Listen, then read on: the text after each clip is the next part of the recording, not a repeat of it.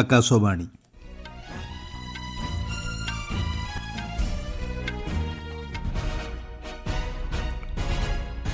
ସମ୍ବାଦ ପଢୁଛନ୍ତି ସତ୍ୟବ୍ରତ ବେହୁରା।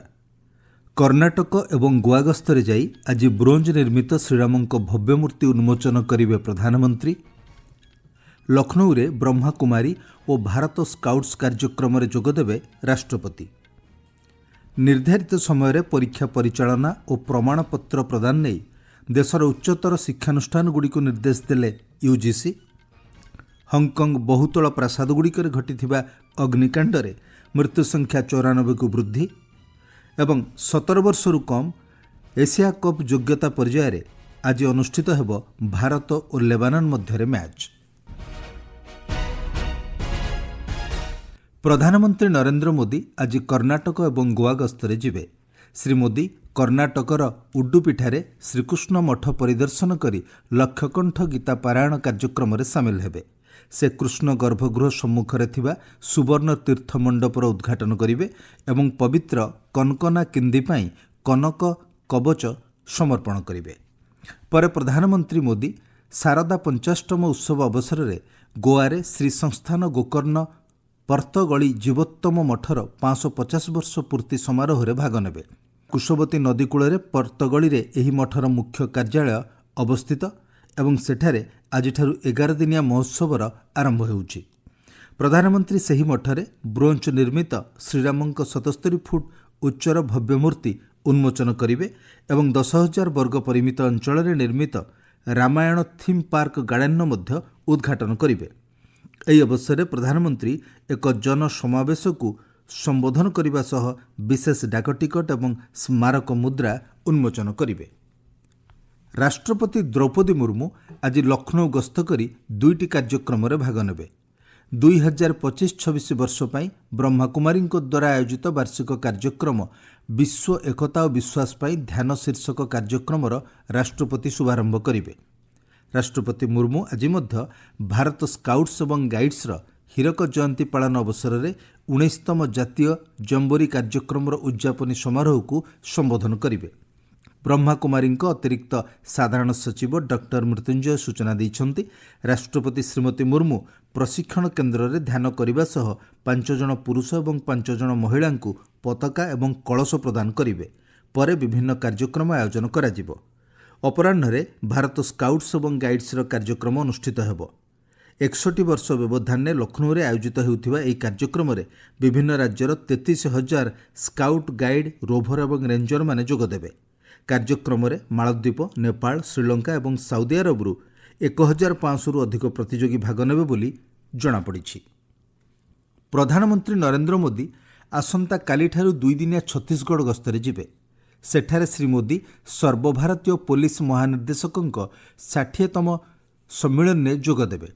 ରାୟପୁରରେ ସର୍ବଭାରତୀୟ ପୋଲିସ ମହାନିର୍ଦ୍ଦେଶକଙ୍କ 3 ଦିନିଆ ସମ୍ମିଳନୀ ଆଜିଠାରୁ ଆରମ୍ଭ ହେଉଛି। ସେଠାରେ ପ୍ରଧାନମନ୍ତ୍ରୀ ଉଲ୍ଲେଖନୀୟ ସେବା ପାଇଁ କେତେଜଣ ପୋଲିସ କର୍ମୀଙ୍କୁ ରାଷ୍ଟ୍ରପତି ପୋଲିସ ପଦକ ପ୍ରଦାନ କରିବେ। ସମ୍ମିଳନୀରେ ସ୍ୱରାଷ୍ଟ୍ରମନ୍ତ୍ରୀ ଅମିତ ଶାହା, ଜାତୀୟ ସୁରକ୍ଷା ପରାମର୍ଶଦାତା ଅଜିତ ଦୋଭାଲ ଏବଂ ଗୃହରାଷ୍ଟ୍ରମନ୍ତ୍ରୀ ବନ୍ଦୀ ସଞ୍ଜୟ କୁମାର ପ୍ରମୁଖ ଯୋଗଦେବାର କାର୍ଯ୍ୟକ୍ରମ ରହିଛି। ଦେଶରେ ଉଚ୍ଚତର ଶିକ୍ଷାନୁଷ୍ଠାନଗୁଡ଼ିକରେ ନିର୍ଦ୍ଧାରିତ ସମୟରେ ପରୀକ୍ଷା କରାଇବା ଏବଂ ପ୍ରମାଣପତ୍ର ପ୍ରଦାନ କରିବା ନେଇ ବିଶ୍ୱବିଦ୍ୟାଳୟ ଅନୁଦାନ ଆୟୋଗ ୟୁଜିସି ନିର୍ଦ୍ଦେଶ ଦେଇଛି। ଆୟୋଗ ପକ୍ଷରୁ କୁହାଯାଇଛି, ସଠିକ୍ ସମୟରେ ପରୀକ୍ଷା ନ କରିବା ଏବଂ ପ୍ରମାଣପତ୍ର ନ ଦେବା ଯୋଗୁଁ ଅନେକ ଛାତ୍ରଛାତ୍ରୀ କର୍ମ ନିୟୋଜନ ହରାଉଛନ୍ତି। ଉଚ୍ଚତର ଶିକ୍ଷାନୁଷ୍ଠାନଗୁଡ଼ିକ ଶିକ୍ଷା କ୍ୟାଲେଣ୍ଡରରେ ନିର୍ଦ୍ଧାରିତ ସମୟକୁ ଗୁରୁତର ସହ ଗ୍ରହଣ କରିବା ଏବଂ ନିର୍ଦ୍ଧାରିତ ସମୟ ମଧ୍ୟରେ ପରୀକ୍ଷା, ଫଳ ପ୍ରକାଶନ ଓ ପ୍ରମାଣପତ୍ର ପ୍ରଦାନ କାର୍ଯ୍ୟ ଶେଷ କରିବାକୁ ୟୁଜିସି କହିଛି। ପରୀକ୍ଷା ଫଳ ପ୍ରକାଶନର 180 ଦିନ ମଧ୍ୟରେ ସାର୍ଟିଫିକେଟ୍ ପ୍ରଦାନ କରିବା ଉପରେ ଆୟୋଗ ଗୁରୁତ୍ୱ ପ୍ରଦାନ କରିଛି। ଏ କ୍ଷେତ୍ରରେ କୌଣସି ବିଶୃଙ୍ଖଳା ସୃଷ୍ଟି ହେଲେ ଆୟୋଗ ଦୃଢ଼ କାର୍ଯ୍ୟାନୁଷ୍ଠାନ ଗ୍ରହଣ କରିବେ ବୋଲି ଚେତାବନୀ ଦେଇଛନ୍ତି। କେନ୍ଦ୍ରୀୟ ପ୍ରତ୍ୟକ୍ଷ କର ବୋର୍ଡ ସିବିଡିଟି ପକ୍ଷରୁ ଆଜିଠାରୁ ପ୍ରଥମ ପର୍ଯ୍ୟାୟରେ ପ୍ରାୟ 25,000 କରଦାତାଙ୍କୁ ସ୍ୱତନ୍ତ୍ର ବାର୍ତ୍ତା ଏବଂ ଇମେଲ୍ ଜରିଆରେ ସତର୍କ ସୂଚନା ପ୍ରଦାନ କରିବ। ମିଳିଥିବା ସୂଚନା ଅନୁଯାୟୀ ଚଳିତ ଆର୍ଥିକ ବର୍ଷରେ ରିଟର୍ଣ୍ଣ ଦାଖଲ କରିଥିବା ଅନେକ କରଦାତା ସେମାନଙ୍କ ବିଦେଶାଗତ ସମ୍ପତ୍ତି ଓ ଆୟ ସମ୍ପର୍କରେ ତଥ୍ୟ ଦେଇନଥିବାରୁ ଏଭଳି ପଦକ୍ଷେପ ଗ୍ରହଣ କରାଯାଉଛି। ସେମାନଙ୍କୁ ଦଣ୍ଡବିଧାନରୁ ସୁରକ୍ଷା ଦେବା ଲାଗି ପ୍ରଥମ ପର୍ଯ୍ୟାୟରେ ମୋବାଇଲ ମେସେଜ ଏବଂ ଇମେଲ ମାଧ୍ୟମରେ ସୂଚନା ଜାରି କରାଯିବ ବୋଲି କୁହାଯାଇଛି।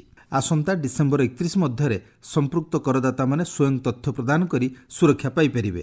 ସମସ୍ତ ଯୋଗ୍ୟ କରଦାତାଙ୍କୁ ଏହି ସୁଯୋଗର ଉପଯୋଗ କରିବାକୁ ସିବିଡିଟି ପକ୍ଷରୁ ଅନୁରୋଧ କରାଯାଇଛି। ଆପଣମାନେ ସମ୍ବାଦ ଶୁଣୁଛନ୍ତି ଆକାଶବାଣୀରୁ। ହଂକଂର ବହୁତଳ ପ୍ରାସାଦଗୁଡ଼ିକରେ ଘଟିଥିବା ଅଗ୍ନିକାଣ୍ଡରେ ମୃତ୍ୟୁ ସଂଖ୍ୟା 94କୁ ବୃଦ୍ଧି ପାଇଛି। ଏପର୍ଯ୍ୟନ୍ତ ମିଳିଥିବା ସୂଚନା ଅନୁଯାୟୀ 280ରୁ ଅଧିକ ଲୋକ ନିଖୋଜ ଥିବା ସେଠାକାର ପ୍ରଶାସନ କହିଛି। 76 ଜଣ ଆହତଙ୍କ ମଧ୍ୟରେ 15 ଜଣଙ୍କ ଅବସ୍ଥା ଅତ୍ୟନ୍ତ ସଙ୍କଟାପନ୍ନ ଥିବାବେଳେ 28 ଜଣଙ୍କ ଅବସ୍ଥା ଗୁରୁତର ରହିଛି। ସେଠାକାର ସରକାରୀ ମୁଖପାତ୍ର କହିଛନ୍ତି ଅଗ୍ନି ନିର୍ବାପକ ଦଳ ପକ୍ଷରୁ 7ଟି ଟାୱାରର ପ୍ରତ୍ୟେକ ୟୁନିଟ୍କୁ ପ୍ରବେଶ କରିବାକୁ ଉଦ୍ୟମ ଚାଲିଛି। ତେବେ କେତେକ ଆପାର୍ଟମେଣ୍ଟରୁ ଏବେ ମଧ୍ୟ ଧୂଆଁ ବାହାରୁଥିବା କୁହାଯାଇଛି। ଉଦ୍ଧାରକାରୀ ଦଳ ପକ୍ଷରୁ ସମ୍ପୃକ୍ତ ଆପାର୍ଟମେଣ୍ଟଗୁଡ଼ିକରେ ସମ୍ପୂର୍ଣ୍ଣ ଅଗ୍ନି ନିର୍ବାପନ ନିଶ୍ଚିତ କରିବା ପରେ ଉଦ୍ଧାର କାର୍ଯ୍ୟ ଜୋରଦାର କରାଯିବ ବୋଲି କୁହାଯାଇଛି। ପ୍ରାଥମିକ ଭାବେ 4ଟି କୋଠାରୁ ସମ୍ପୂର୍ଣ୍ଣ ନିଆଁ ଲିଭାଯାଇଥିବା ସୂଚନା ମିଳିଛି। 900 ଲୋକଙ୍କୁ ଅସ୍ଥାୟୀ ଶିବିରକୁ ସ୍ଥାନାନ୍ତର କରାଯାଇଥିବା ସେଠାକାର ପ୍ରଶାସନ ସୂଚନା ଦେଇଛି। ପାକିସ୍ତାନରେ ଶିଶୁମାନଙ୍କ ବିରୋଧରେ ହିଂସା ବୃଦ୍ଧି ପାଉଥିବା ଏକ ସଂଖ୍ୟାଲଘୁ ଅଧିକାର ଗୋଷ୍ଠୀ କହିଛି। ଭଏସ୍ ଅଫ୍ ପାକିସ୍ତାନ ମାଇନୋରିଟି ସଂସ୍ଥା ଅନୁଯାୟୀ ଚଳିତ ବର୍ଷ ପ୍ରଥମ 6 ମାସରେ ଶିଶୁମାନଙ୍କ ବିରୋଧରେ 5097ଟି ହିଂସାଜନିତ ଘଟଣା ଘଟିଥିବା ଉପସ୍ଥାପନ କରାଯାଇଛି। ସଂଗଠନ କହିଛି ପାକିସ୍ତାନର ପଞ୍ଜାବ, ସିନ୍ଧ, ବେଲୁଚିସ୍ତାନ ଏବଂ ଇସଲାମାବାଦର ପୋଲିସ ବିଭାଗରୁ ମିଳିଥିବା ତଥ୍ୟରୁ ଏହା ଜଣାପଡ଼ିଛି। ସୂଚନା ଅନୁଯାୟୀ ପଞ୍ଜାବ ପ୍ରଦେଶରେ ସର୍ବାଧିକ ଶିଶୁ ସମ୍ପର୍କିତ ଅପରାଧ ରେକର୍ଡ ହୋଇଥିବା ବେଳେ ସିନ୍ଧରେ ଶିଶୁ ଯୌନ ନିର୍ଯାତନା ଏବଂ ଶିଶୁ ଶ୍ରମିକ ସଂଖ୍ୟା ସର୍ବାଧିକ ରହିଛି। ପ୍ରଧାନମନ୍ତ୍ରୀ ନରେନ୍ଦ୍ର ମୋଦିଙ୍କ ନେତୃତ୍ୱାଧୀନ ସରକାର ଗତ ସେପ୍ଟେମ୍ବର 22 ତାରିଖରେ ଜିଏସ୍ଟି ସଞ୍ଚୟ ଉତ୍ସବ ଆରମ୍ଭ କରିବା ପରେ ବିଭିନ୍ନ କ୍ଷେତ୍ରରେ ଦେଶର ନାଗରିକମାନେ ଲାଭାନ୍ୱିତ ହେଉଛନ୍ତି। ସାମଗ୍ରୀ ଓ ସେବାକର ଜିଏସ୍ଟି ହ୍ରାସ ପାଇବା ପରେ ଷ୍ଟେସନାରୀ ଦ୍ରବ୍ୟଗୁଡ଼ିକର ମୂଲ୍ୟ ହ୍ରାସ ପାଇଛି। ଫଳରେ ଉଭୟ କ୍ରୟ ଏବଂ ବିକ୍ରୟ ବୃଦ୍ଧି ପାଇଛି। ପରିବର୍ତ୍ତିତ ଜିଏସ୍ଟି ସଂରଚନା ଅନୁଯାୟୀ ପେନ୍ସିଲ୍, ସାର୍ପେନର, କ୍ରେୟନ୍, ଅଭ୍ୟାସ ପୁସ୍ତିକା, ଗ୍ରାଫ୍ ବହି ଏବଂ ଚାର୍ଟଗୁଡ଼ିକୁ ସମ୍ପୂର୍ଣ୍ଣ ଜିଏସ୍ଟି ମୁକ୍ତ କରାଯାଇଛି। ଇରେଜର ଉପରେ ପୂର୍ବରୁ 5% ଜିଏସ୍ଟି ଲାଗୁ ହେଉଥିବା ବେଳେ ଏବେ ଏହାକୁ ସମ୍ପୂର୍ଣ୍ଣ ମୁକ୍ତ କରାଯାଇଛି। ପରବର୍ତ୍ତୀ ପିଢ଼ିର ଜିଏସ୍ଟି ସଂସ୍କାର ଦେଶରେ ବ୍ୟବସାୟ କ୍ଷେତ୍ରକୁ ଗତି ପ୍ରଦାନ କରିଛି। ବିଶେଷ ଭାବେ ଏମ୍ଏସ୍ଏମ୍ଇ ଏବଂ ମଧ୍ୟମ ଓ ନିମ୍ନ ବର୍ଗର ଉତ୍ପାଦନକାରୀମାନେ ଷ୍ଟେସନାରୀ ଦ୍ରବ୍ୟ ନିର୍ମାଣ କରୁଥିବାରୁ ଜିଏସ୍ଟି ସଂସ୍କାର ସେମାନଙ୍କ ପାଇଁ ଅଧିକ ସହାୟକ ସାବ୍ୟସ୍ତ ହୋଇଛି। କେରଳରେ ତିରୁଅନନ୍ତପୁରମ୍ ନିକଟବର୍ତ୍ତୀ ସଙ୍ଗୁମୁଖମ୍ ସମୁଦ୍ର ତଟରେ ଆସନ୍ତା ମାସ 3 ତାରିଖରେ ହେବାକୁ ଥିବା ନୌସେନା ଦିବସ କାର୍ଯ୍ୟକ୍ରମ ଲାଗି ପ୍ରସ୍ତୁତି କାର୍ଯ୍ୟ ଚୂଡ଼ାନ୍ତ ପର୍ଯ୍ୟାୟରେ ପହଞ୍ଚିଛି। ରାଷ୍ଟ୍ରପତି ଦ୍ରୌପଦୀ ମୁର୍ମୁ ଏହି ସମାରୋହରେ ମୁଖ୍ୟ ଅତିଥି ଭାବେ ଯୋଗଦେବେ। ରାଷ୍ଟ୍ରପତି ସେଠାରେ ନୌସେନାର ପରିଚାଳନାଗତ ପ୍ରଦର୍ଶନୀ ନିରୀକ୍ଷଣ କରିବେ। ନୌସେନା ମୁଖ୍ୟ ଆଡମିରାଲ ଦିନେଶ କୁମାର ତ୍ରିପାଠୀ କାର୍ଯ୍ୟକ୍ରମର ଶୁଭାରମ୍ଭ କରିବେ। ପ୍ରଦର୍ଶନୀରେ ଭାରତୀୟ ନୌସେନା ସାମର୍ଥ୍ୟ ଓ ଦୃଢ଼ତା ପ୍ରଦର୍ଶନ କରିବ। ଆସନ୍ତାକାଲି ଓ ସୋମବାର ଦିନ ନୌସେନା ପକ୍ଷରୁ ଅଭ୍ୟାସ କାର୍ଯ୍ୟ କରାଯିବ ବୋଲି ସୂଚନା ମିଳିଛି। ଟି20 ବିଶ୍ୱକପ୍ରେ ବିଜୟ ହାସଲ କରିଥିବା ଭାରତୀୟ ଦୃଷ୍ଟିହୀନ ମହିଳା କ୍ରିକେଟ୍ ଦଳ ସହ ପ୍ରଧାନମନ୍ତ୍ରୀ ନରେନ୍ଦ୍ର ମୋଦି ସାକ୍ଷାତ କରିଛନ୍ତି। ଦଳ ପକ୍ଷରୁ ପ୍ରଧାନମନ୍ତ୍ରୀ ମୋଦିଙ୍କୁ ସେମାନଙ୍କ ଦସ୍ତଖତ ଥିବା ଏକ ବ୍ୟାଟ୍ ପ୍ରଦାନ କରାଯାଇଛି। ଭାରତୀୟ ଦୃଷ୍ଟିହୀନ ମହିଳା କ୍ରିକେଟ୍ ଦଳ କଲମ୍ବୋରେ ଅନୁଷ୍ଠିତ ଟି20 ବିଶ୍ୱକପ୍ର ଫାଇନାଲ୍ ମ୍ୟାଚ୍ରେ 7 ୱିକେଟ୍ରେ ନେପାଳକୁ ପରାସ୍ତ କରିଥିଲା। ଏଏଫ୍ସି 17 ବର୍ଷରୁ କମ୍ ଏସିଆ କପ୍ ସାଉଦି ଆରବ 2026 ଯୋଗ୍ୟତା ପର୍ଯ୍ୟାୟର ଗ୍ରୁପ୍ ଡିରେ ଆଜି ଭାରତ ଏବଂ ଲେବାନନ ମଧ୍ୟରେ ମ୍ୟାଚ୍ ଅନୁଷ୍ଠିତ ହେବ। ଭାରତୀୟ ସମୟ ସନ୍ଧ୍ୟା 7:30ରେ ଗୁଜରାଟର ଅହମ୍ମଦାବାଦ ସ୍ଥିତ ଏକା ଆରେନାଠାରେ ମ୍ୟାଚ୍ ଆରମ୍ଭ ହେବ। ଗ୍ରୁପ୍ ଡି ପଏଣ୍ଟ ତାଲିକାରେ ଭାରତ 4 ପଏଣ୍ଟ ସହ ଚତୁର୍ଥ ସ୍ଥାନରେ ରହିଛି।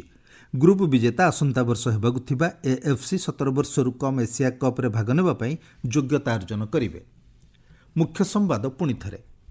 କର୍ଣ୍ଣାଟକ ଏବଂ ଗୋଆ ଗସ୍ତରେ ଯାଇ ଆଜି ବ୍ରୋଞ୍ଜ ନିର୍ମିତ ଶ୍ରୀରାମଙ୍କ ଭବ୍ୟ ମୂର୍ତ୍ତି ଉନ୍ମୋଚନ କରିବେ ପ୍ରଧାନମନ୍ତ୍ରୀ। ଲକ୍ଷ୍ନୌରେ ବ୍ରହ୍ମାକୁମାରୀ ଓ ଭାରତ ସ୍କାଉଟ୍ସ କାର୍ଯ୍ୟକ୍ରମରେ ଯୋଗଦେବେ ରାଷ୍ଟ୍ରପତି।